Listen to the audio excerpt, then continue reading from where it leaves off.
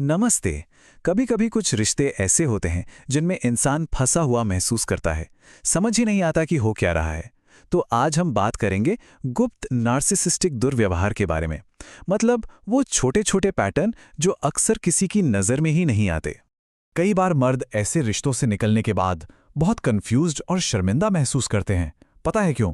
क्योंकि उन्हें एहसास ही नहीं होता कि उनके साथ कुछ गलत हो रहा है। ये जो हेरफेर होता है ना, ये दिमाग से नहीं खेला जाता। ये सीधा दिल पर वार करता है। प्यार, सुरक्षा, अपनापन, हमारी इन सबसे गहरी जरूरतों को निशाना बनाया जाता है। और सारी कन्फ्यूजन की जड़ वो इसी सवाल में छुपी होती है। जो दिख रहा है वो प्यार है या कंट्रोल। क्योंकि अक्सर जो व्यवहार बेइंतहा मोहब्बत लगता है ना, असल में वो सिर्फ कंट्रोल करने का एक तरीका होता है। तो चलिए सबसे पहली तरकीब को समझते हैं।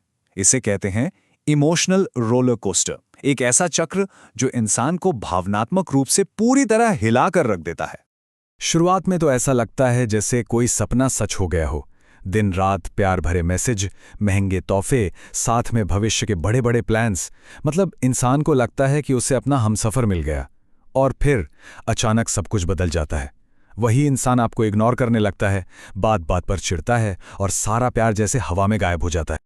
अब ये जो हो रहा है ना, ये कोई इत्तेफाक नहीं है। इसके पीछे एक साइकोलॉजिकल तरकीब है जिसे कहते हैं इंटरमिटेंट रीइंफोर्समेंट।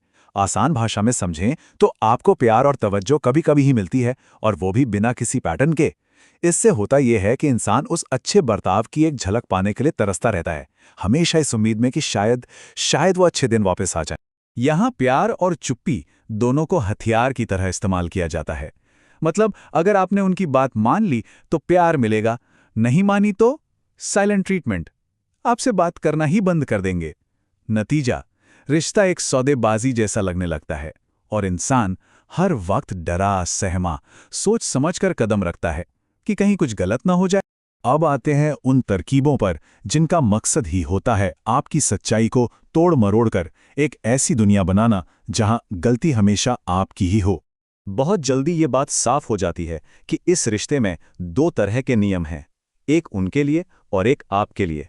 जो नियम आप पर लागू होते हैं वो उन पर लागू नहीं होते, बिल्कुल भी नहीं। इसे गैसलाइटिंग कहते हैं और ये एक पूरा प्रोसेस है। पहले तो वो आपकी सच्चाई को ही नकार देंगे, पुरानी बातों को बदल देंगे। फिर आप उनके बर्ताव के लिए बहाने बनाने लगते हैं और फिर आप खुद पर ही शक करने लगते हैं कि शायद मैं ही ज्यादा सोच रहा हूं। आखिर में हालत ये हो जाती है कि इंसान को अपनी याददाश्त, अपनी समझ, किसी पर भरोसा नहीं रहता। और अगर कभी किसी ने अपनी हदें तय करने की कोशिश की, मतलब अपनी बाउंड्रीज बनाई, तो उसे धोखे की तरह देखा जाता है। या तो उन बाउंड्रीज का मजाक उड़ाया जाएगा, उन्हें नजरअंदाज किया जाएगा, या फिर बात को इतना बढ़ा दिया जाएगा कि इंसान को अपनी रक्षा करने की सजा मिलने लगे। एक बात समझनी बहुत जरूरी है, जो आपको पूरी तरह से केओस या उथल-पुथल लगता है ना, वो असल में उनके लिए एक सोचा समझा सिस्टम है। ये सब कुछ कंट्रोल बनाए रखने के लिए किया जाता है। तो सवाल ये उठता है कि अगर सब कुछ इतना ही खराब है तो ऐसे रिश्ते को छोड़ना इतना मुश्किल क्यों होता है? चलिए उन मनोवैज्ञानिक वजहों को समझते हैं जो इंसान को इस जाल में फंसाए रखती हैं। अक्सर ऐसे लोग कुछ खास गुणों वाले पार्टनर्स की तरफ खींचे चले आते हैं। याद रखने के लिए हम इसे PHIL प्रोफाइल कह सकते हैं।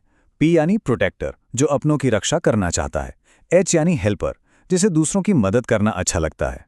I यानी इंटेग्रिटी, जो अपने वादों और रिश्तों को बहुत महत्व देता है। और L यानी लविंग, जो पूरे दिल से प्यार करता है। पता है क्यों? क्योंकि इन्हीं अच्छी क्वालिटीज का इस्तेमाल करके वो आपको रिश्ते में बांध कर रखते हैं। ये बहुत कॉमन है। वो शुरुआत में ही अपने किसी पुराने दुख या तकलीफ के बारे में बताएंगी, अपनी कमजोरियां दिखाएंगी। इससे होता यह है कि सामने वाला इंसान खुद को एक रक्षक, एक फिक्सर की भूमिका में देखने लगता है। उसे लगता है कि बस वही है जो अपने प्यार से उन्हें बचा सकता है, उनके सारे जख्म भर सकता है। और इसीलिए छोड़ना नामुमकिन सा लगता है, क्योंकि ये सिर्फ एक रिश्ता नहीं रह जाता, ये एक उम्मीद की लत बन जाती है। वो इंसान जो आपको शुरू शुरू में मिला था, वो इतना अच्छा था कि आप बस इसी उम्मीद में जीते रहते हैं कि वो इंसान एक दिन वापस जरूर आएगा। लेकिन सच तो ये है कि कोई असली बदलाव कभी हो ही नहीं सकता। क्यों? क्योंकि वो अपने किसी भी काम की जिम्मेदारी लेते ही नहीं। जीरो, शून्य जिम्मेदारी। गलती हमेशा सामने वाले की होती है। हर कहानी का विलेन आपको ही बनाया जाता है। तो इस सारी कंफ्यूजन और उथल-पुथल के बीच रास्ता कैसे मिलेगा? कैसे पता चलेगा कि सच क्या है? खैर, इस पूरे शोर से बाहर निकलने का एक बहुत ही सरल लेकिन पावरफुल तरीका है। कौन सही था, कौन गलत, किसने क्या कहा था, इन सब बातों का हिसाब लगाना छोड़ दीजिए। हर बहस को एनालाइज करना, हर झूठ को साबित करने की कोशिश करना, ये सब भूल जाइए। इसके बजाय ध्यान कहीं और नहीं, अपने अंदर लगाना है। और यही है वो लिटमस टेस्ट। खुद से बस एक सीधा सा सवाल पूछना है, उनके साथ समय बिताने के बाद मुझे कैसा महसूस होता है? आपका जवाब ही आपको सब कुछ बता देगा। अगर आप शांत, खुश और सपोर्टेड महसूस करते हैं तो ये एक हेल्दी रिश्ता है। लेकिन अगर आप ज्यादातर समय थका हुआ, बेचैन और खुद पर शक करते हुए महसूस करते हैं तो ये एक टॉक्सिक रिश्ता है। आपकी अपनी फीलिंग्स वही सबसे सच्चा कंपास है। देखिए, इन पैटर्न्स को पहचानने का मतलब किसी पर इल्जाम लगाना नहीं है। इसका मकसद है चीजों को साफ-साफ देखना, क्योंकि जब तक तस्वीर साफ नहीं होगी तब तक कोई अपनी ताकत वापस लेकर आगे कैसे बढ़ेगा।